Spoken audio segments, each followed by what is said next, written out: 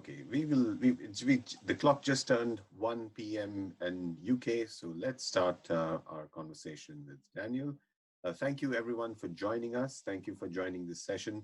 It's going to be a very interesting session because Daniel is going to tell us a lot about his book that he has recently finished, but also talk about rethinking the trading floor, yeah, especially with the concepts of market stability and social distancing in the context of COVID-19. Yeah, I like on his title. He's very optimistic after COVID-19. So hopefully he'll also tell us how he sees this might progress in the industry as well. Yeah. Before I introduce Daniel, who's clearly my friend and colleague, and it just so happens we sit on the same floor at CAS. I hope we get back to office pretty soon. I also wanted to quickly remind everyone that we have upcoming webinars. Yeah? So next week on the 5th of August, we have another one, which is on the care revolution, how our response to the coronavirus is our latest chance to prevent technologically driven societal collapse. Yeah?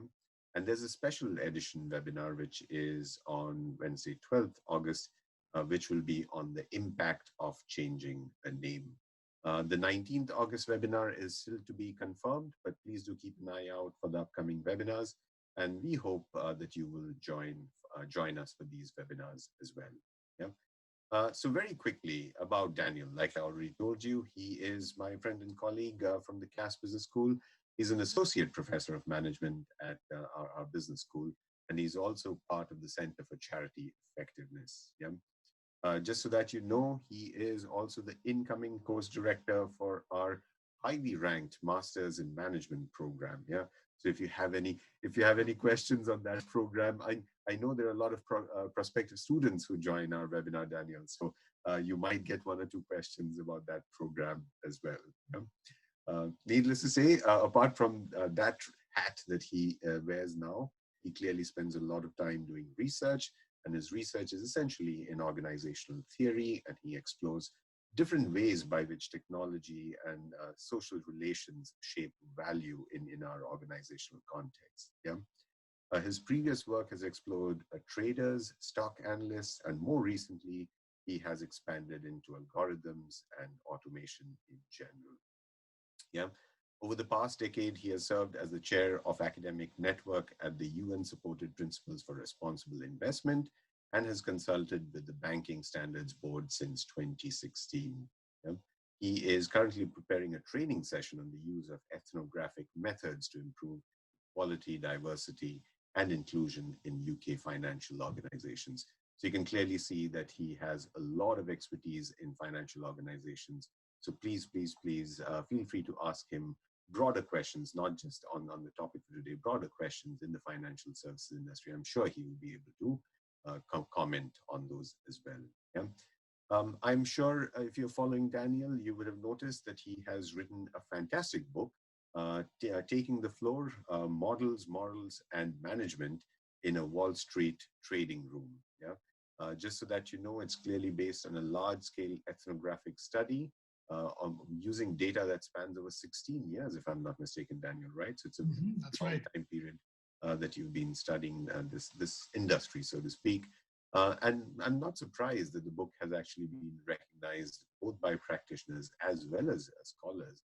Most notably, it won the 2020 Book Award from EGOS, which is the European Group for Organizational Studies. Yeah? It has also been reviewed, of course, by the Financial Times, the LSE Review of Books. So clearly, it has been talked around quite a bit by a variety of people. Yeah? Without taking any more of your time, Daniel, I would clearly like to hand over to you at this point in time. And especially as I stop sharing my screen and hand over to you to share your screen, I'd also like you to comment a little bit on why did you write the book? Because you clearly are an academic, you've written papers on this topic. What motivated you to write this book? And of course, tell us a little bit about the book as well as the topic for today's discussion. Okay, thank you very much, Anish, for this wonderful introduction. I do hope to see more of you in our corridor at the business school as soon as we get back. Let me share my screen. Here we go. What I am showing here is the cover of my book, Taking the Floor. And I would like to thank all of you attendees who are coming to listen to the research that I did. And the special twist that I would like to give it in this presentation, which is the ways in which it speaks to current issues such as the COVID pandemic. So Anish has asked me about my own motivation for writing this book. And the reality of this is that the motivation for writing the book came out of my own puzzlement, frustration, and confusion back in September 2008. Back then, I was a young assistant professor at Columbia Business School, and I had written several papers on an ethnographic, meaning a fieldwork study that I conducted in a derivatives trading room on Wall Street. And as soon as the very damning headlines began to arrive around the days of the bankruptcy of Lehman Brothers about these opportunistic traders making these billionaire bonuses and meanwhile wrecking the economy, my colleagues came to me and asked, well, Daniel, what do you make of this? And the problem that I had is that I could not give them an answer. As I tried to connect the headlines that the press were showing with the observations that I myself had made on the trading floor that I had done my fieldwork on, there was a complete disconnection. The people that I had met and spent 3 years with were, of course, ambitious and hardworking, but also, at least it seemed to me, principled and honest. So either the trading floor that I had been doing my research on was on a different planet from the rest of Wall Street, or these guys had managed to deceive me for 3 years. And because both alternatives seem equally implausible, I decided to find out and revisit the trading floor that I had done my study on, but this time do it in light of the 2008 global financial crisis. As I did that, what I did is I went back to the people that I had done my research on. I resumed fieldwork, and then I also engaged in oral history interviews. So what I'm showing you here is the actual trading floor where I did my fieldwork. The name of the bank, I use a pseudonym. I say International Securities. And what I found was a very peculiar form of organization. The trading floor was specialized in quantitative trading, meaning that they used economic models for the purpose of valuation and for the purpose of spotting profit opportunities.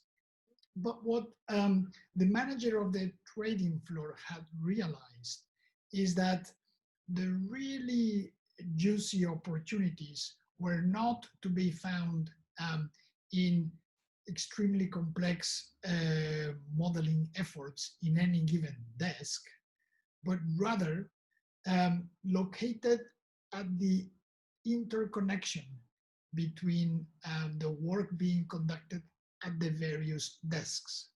So what I'm going to show you now is a PowerPoint slide that I did not put together. The manager himself, I call him Bob, although that's not his name, he put it together.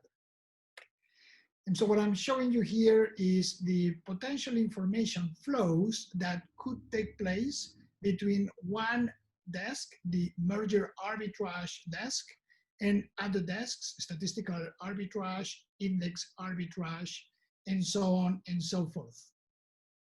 And the running thread through these information flows is the idea that different desks are relying on different models to trade, and the underlying assumptions behind each of those models differ. And sometimes when the market is behaving according to the assumptions that support one of the models and one of the strategies, that's a sign that another desk should be perhaps not using their model because the assumptions might not hold true. And so by promoting informal social interaction across desks, the trading floor was able to attain above normal profits on a sustainable basis. And so this core finding is a key part of the book. And what the book does is it goes into further detail as to the ways in which the networks created by the desks should be altered as the market itself evolves over time. But I will not go into detail about that. And instead, what I'd like to do is I'd like to share with you my thoughts on the way in which this core finding speaks to the current COVID crisis. So, Daniel, can yes. I quickly slip in a question and perhaps also inspire some of our listeners also to pose their questions on our Q&A tab? So Please the do. that I was considering is this is clearly quite relevant and interesting. Of course, I'm sure there'll be questions on from a financial services point of view. Do you see parallels or implications for other industries, other setups as well? So I do actually. And what I would say is that in many ways, the City of London, Wall Street, they have been pioneers in the use of information technology for the purpose of doing their work. And so it's all the way to the 1980s that the investment banks began to adopt automated information systems such as the Bloomberg terminals that now sit on the traders' desks. Now, if you Right. look, for instance, at the tech sector or at the planning units in many corporations, they all look like trading floors because all of them are relying on information technology and up to the second data in order to make strategic decisions. And so what I would argue is that the setup that I am showing here extrapolates to other organizations. Now, of course, I cannot simply assert that. Somebody might have to actually empirically test this. But as far as ideas are concerned and possibilities, what I'm showing here is that integration across space allows the various subunits in an organization that is located on the same space to then become better integrated. Thanks. Anish, any more questions? I have for you, but later. Sorry. No worries. What I'd love to do now, if that's okay, is to share with you my thoughts on the ways in which this core finding in the book speaks to the current context of the COVID pandemic. And as you can see, the trading floor that I am showing here is very clearly predicated on spatial proximity for the purpose of integration and information sharing.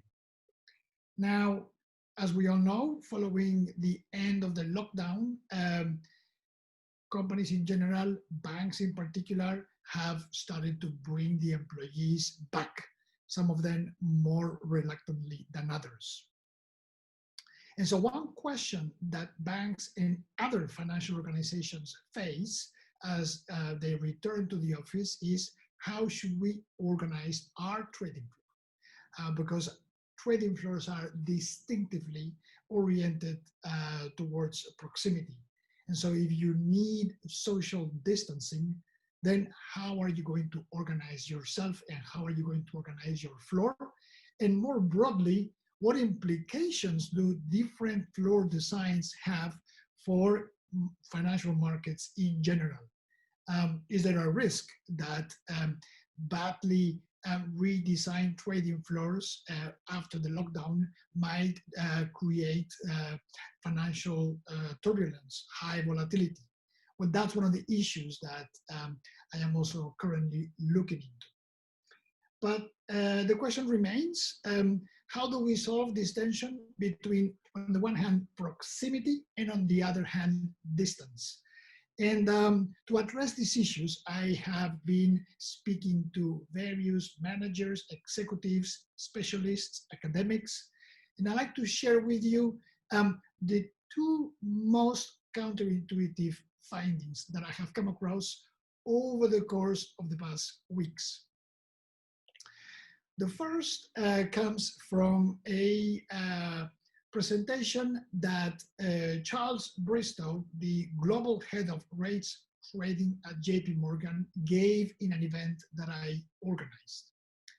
And at the core of his presentation, shared a counterintuitive finding, which is that going into the lockdown, they thought that what they needed to do was to preserve the integrity of the entire floor by relying on recovery sites that the bank had established in the periphery of London. So for instance, they had one in Basingstoke. Goldman has their own recovery floor in Croydon. And so the idea was, we're going to send a part of our trading floor, a number of desks, all of them to the Basingstoke recovery site. What the bank discovered is that they got this wrong, that what they needed to do was not to preserve the proximity among the people in the desks and replicate the entire floor, but rather replicate the ability for the various desks to communicate with each other in a shared space context. Why is that? Well, this executive from JP Morgan was very clear. The people in the same desk are going to talk to each other no matter what. And they can do that very easily through Zoom, through Teams, through the usual instant messaging applications, Symphony, Bloomberg, etc. It's the unplanned interactions that need special care and attention.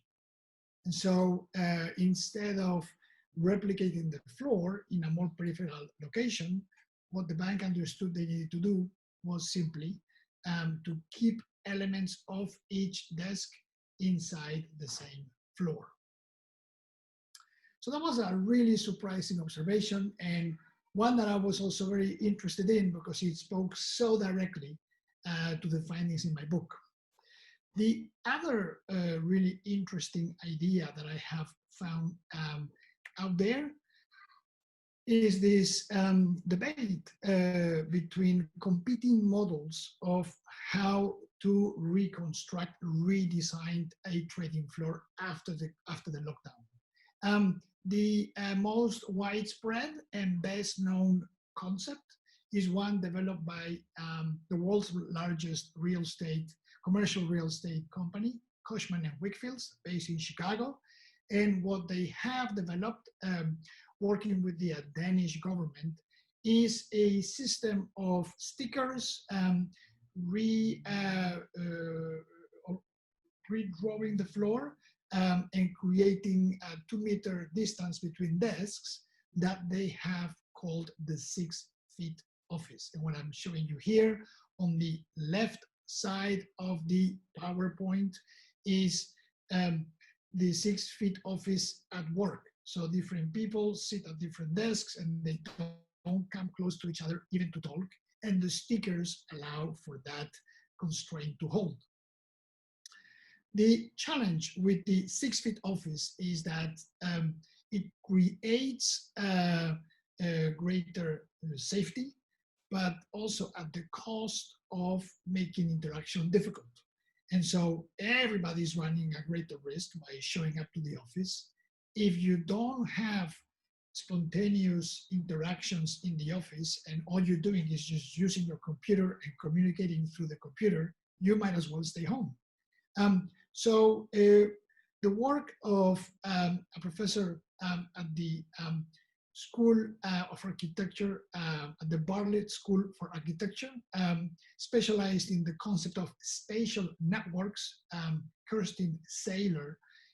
She's put forward the idea of an alternative plan, which is captured on the left side of the PowerPoint screen, alternative D, the grid, which is to create a perimeter of walking space that allows people to freely and safely move and walk around and interact, so that standing up and walking to a colleague's desk is something that is done in a safe manner and people are more comfortable doing it.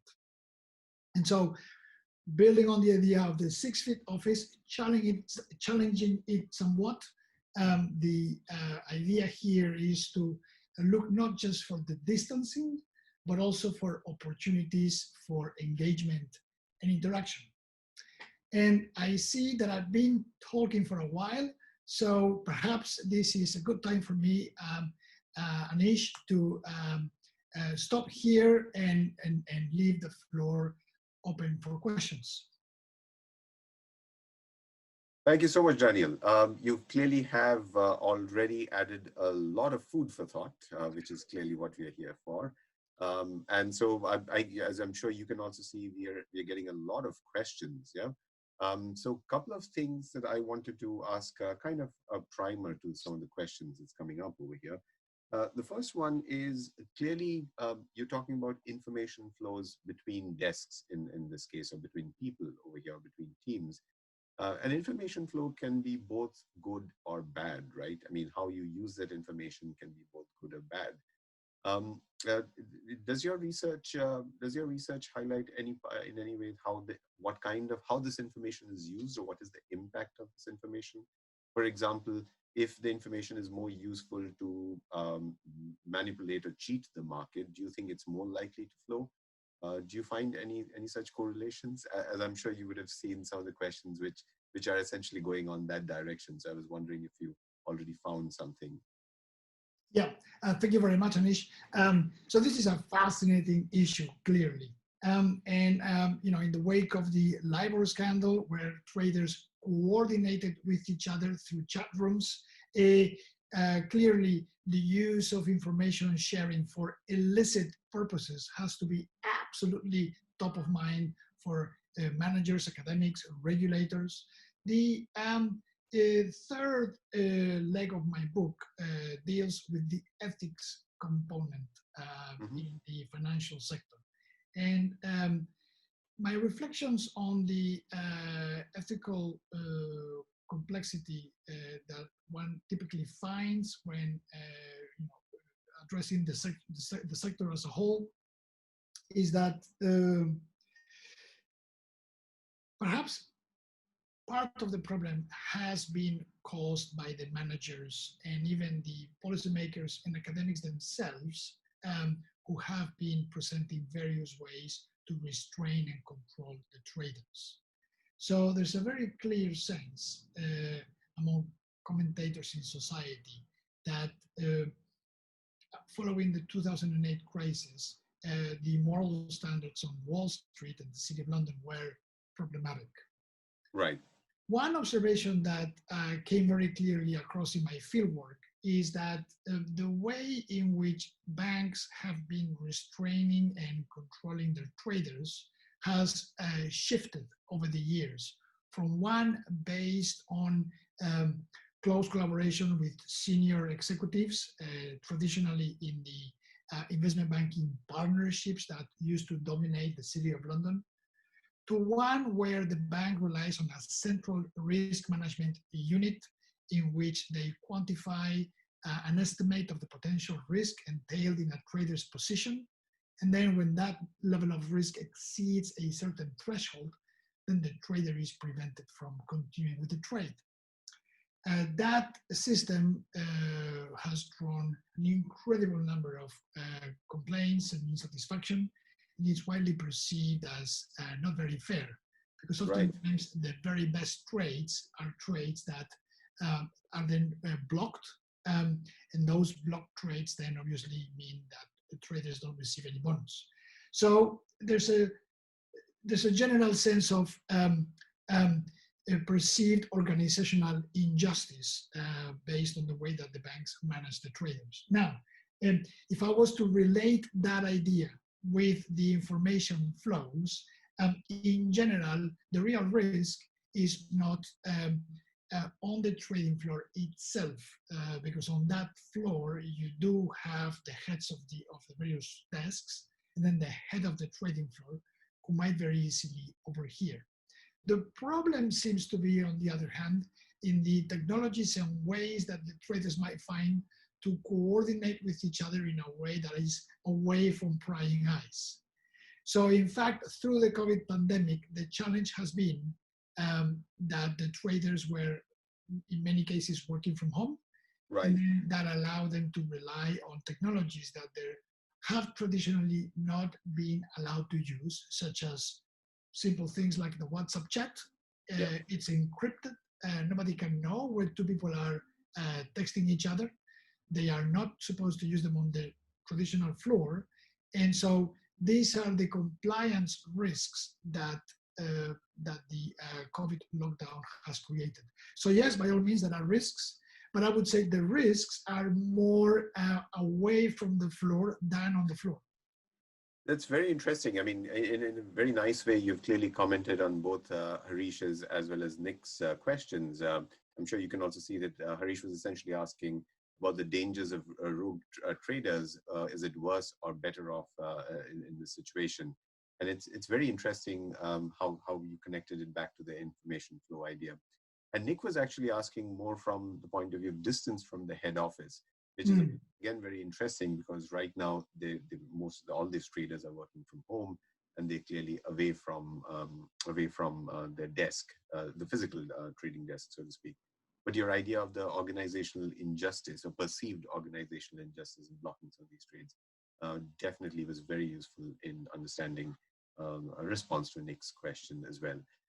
There's also some interest, I'm conscious of the time, there's also some interest on different types of technology on the chat function. A lot of people have been asking. One that has been asking,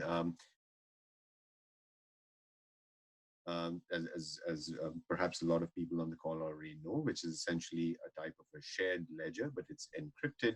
So once you put in some kind of an information on the DLT or the distribution ledger technology, it cannot be modified.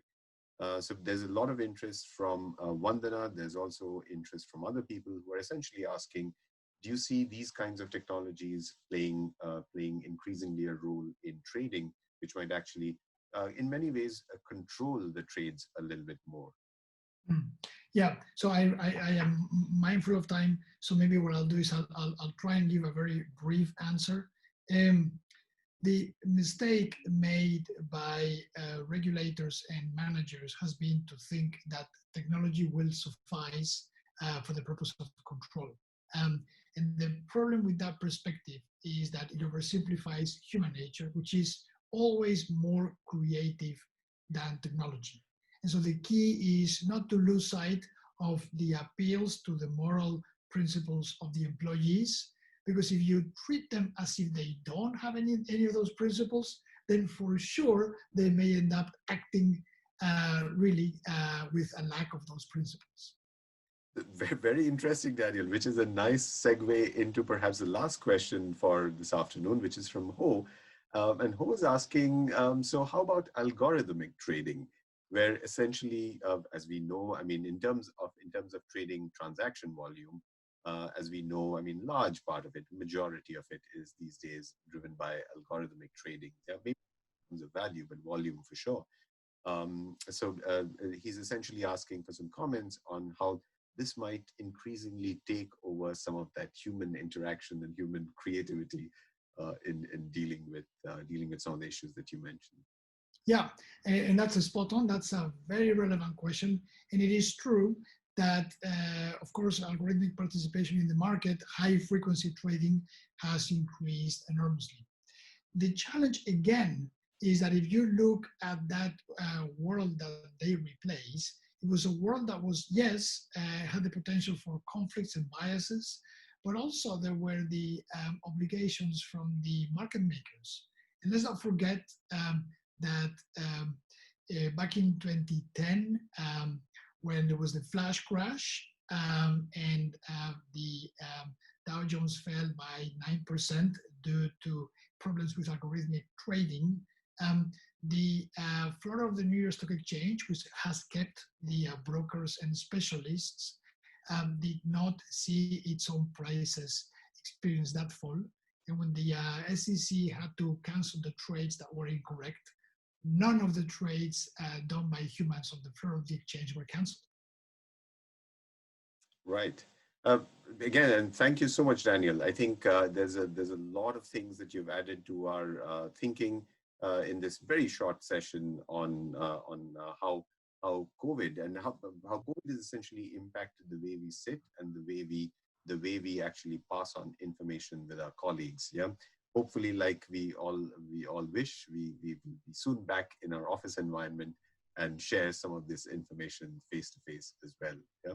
So thank you so much, Daniel. I'd like to thank you for your time. I know you're perhaps on a little bit of a break, so thank you for taking some time in your break and speaking with us. You're very welcome.